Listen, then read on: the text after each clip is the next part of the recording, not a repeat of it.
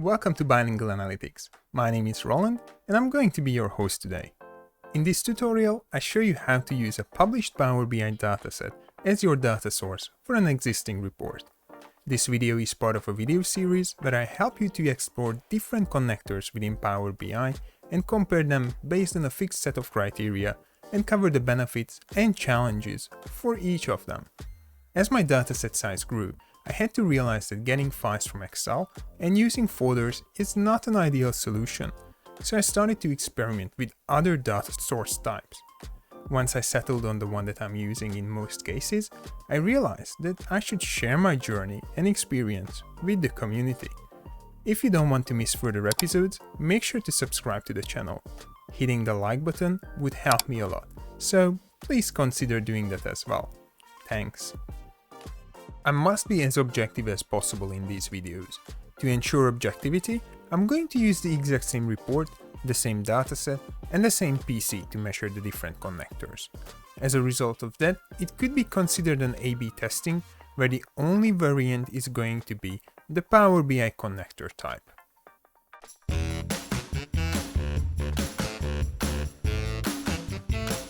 First of all, I'll measure report refresh speed using Fill C Marks Visualize Your Power BI Refreshed Report.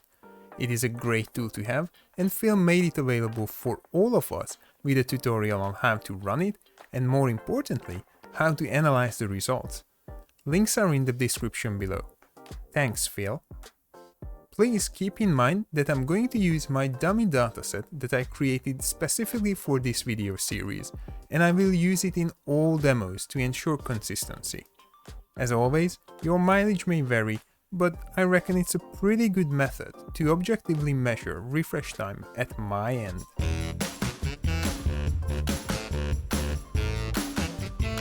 Secondly, when it comes to business continuity, I'm going to focus on data availability. One of the best ways to do that is by measuring ease of access to the data from report creators' point of view. It is quite important to have clean data available so other report creators don't have to go through the same data cleansing exercise again and again and again. We all like to reuse data sets. Additionally, it is possible that people leave or switch jobs, so businesses must prepare for that option as well. If a business-critical report is only available on someone's laptop, that's a huge risk and a massive no-no.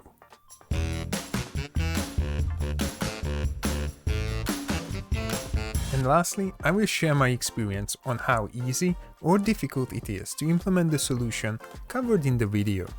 It will be a bit more challenging to objectively measure that bit, given that we all have different backgrounds and skill sets. So for this point, I'm probably only going to list pros and cons. Based on that, you can decide if you want to go ahead with a certain option or not. Thanks, Roland from the past. With that info, let's have a quick recap on my starting point, importing data from Excel and using get data from a folder. I'm using a star or snowflake schema because I know that the most important thing to optimize when it comes to refresh times and report speed is the data model itself. When it comes to the data, I'm picking up Excel files from a network drive for the dimension tables and using a folder as a source for my fact sales table.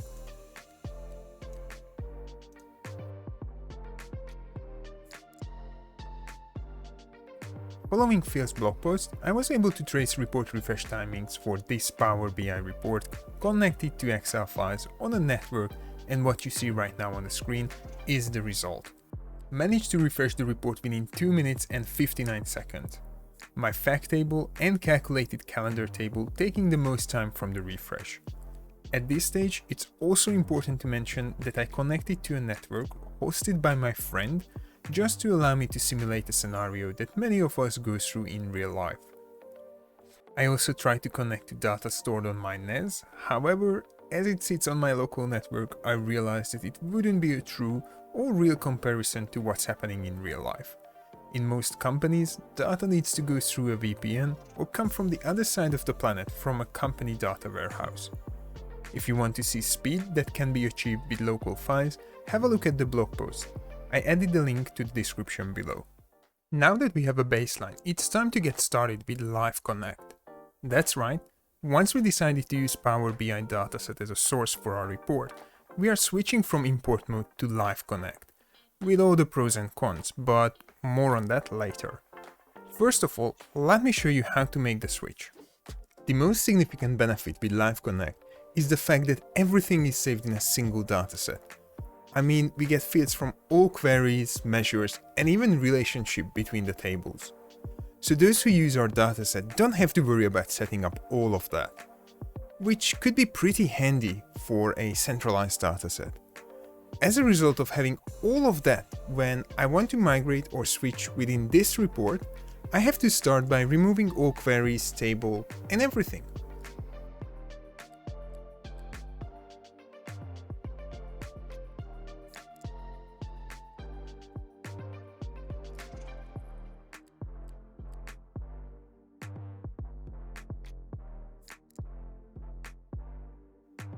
This will break everything.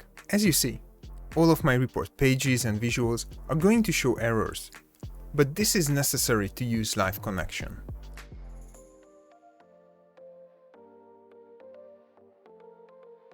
Now we can click on Get Data and Power BI Datasets. Before the recording of this video, I promoted the default or template dataset in the service so it would be easier to find. Promoted and certified datasets will always be placed on the top of the list. I would say it is a good or best practice to follow, especially if your company has lots of datasets. Of course, if the user wants to find something else, they can use the search bar at the top right corner. Let's pick the report template dataset and hit Create.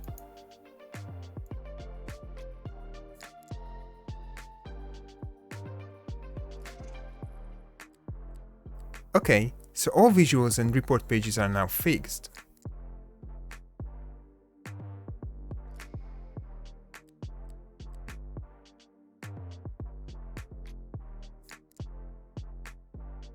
And on the bottom right corner, we can see that we are live connected to our template.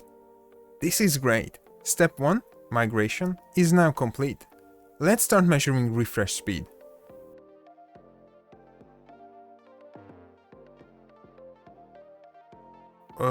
Wait. When we use LiveConnect, we cannot refresh data manually from Power BI Desktop. Yes, that's right. If we use a Power BI dataset as our source, we cannot initiate data refreshes. The reason behind that is with this connection type or source, Power BI doesn't import data and we don't need to run data refreshes. If you want to learn a little bit more about refresh types, I'll add the link to the official Microsoft Data Refresher article. But then how can I refresh the data? And is it fast to refresh it? The short answer is it depends. To be able to refresh a report where the source is a Power BI dataset, we have to update the underlying dataset itself, which means that we either have to still run a Power BI desktop refresh or use some sort of an automated refresh for the main dataset. One trick could be using OneDrive connected to the underlying promoted dataset and then refresh manually when needed or set up scheduled refreshes. But I reckon this could get pretty complex and tricky to manage, especially if a company needs more than just one promoted dataset. So when it comes to report refresh and speed of refresh, I have to say that we cannot gain any benefits from switching our report source to a Power BI dataset. More importantly, it could introduce further complexity of placing the promoted dataset to a workspace where everyone can access it. Now that we have covered report refresh times, it's time to talk about business continuity and data availability. And oh boy, we made such a great improvement in that space. Think about this. Other users or report creators within the organization don't have to create their own model. With LiveConnect, I can give a clean, well-defined and blazing fast data model to my report users. It's not just the underlying data that they still need to import to their report, piece by piece. It's the whole lot. This is a huge step in removing data silos. Everyone can use the same dataset and users don't have to reinvent the wheel when they want to create a bespoke report. A single, promoted sales dataset could potentially contain all the information, fields, and measures that the business needs. It's epic. So what's the catch? Purely looking at it from a data availability perspective, there's nothing much. Microsoft flags a couple of limitations and considerations when it comes to LiveConnect, but I suggest to you to read it. Now we arrived at the final criteria, ease of migration. Given that I have already had a published dataset based on the original report, it wasn't difficult at all. Deleting all the queries, calculated tables and measures took me 5 seconds. Connecting to the promoted dataset, another 5. So in a really short time frame, I was able to switch to live connected report. Again, the switch itself from local files to Power BI dataset is easy peasy lemon squeezy.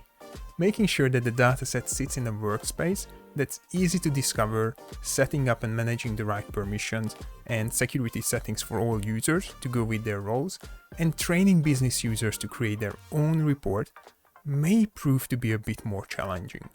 Time for a final conclusion. While using a Power BI dataset as a source for my reports wouldn't solve my initial problem, which is slow report refreshes, it is still a very powerful option to have. It may not be a life changer for report developers or analysts like myself, but giving an option like this to your business users could have a significant impact on the company's BI maturity.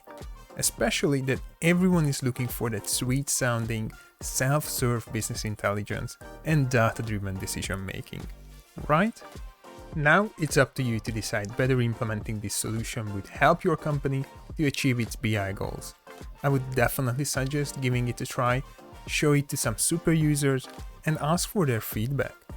There are a few more videos in the making about the data source options, so don't forget to come back next week or check out the dedicated playlist for all the other tools I help you to explore. Make sure to comment below if there is any particular Power BI data connector that you want me to cover. Thanks for tuning in today. I hope that all of it made sense and you learned something new today. Make sure to hit the like and subscribe button on your way out or before you watch any of those videos. See ya!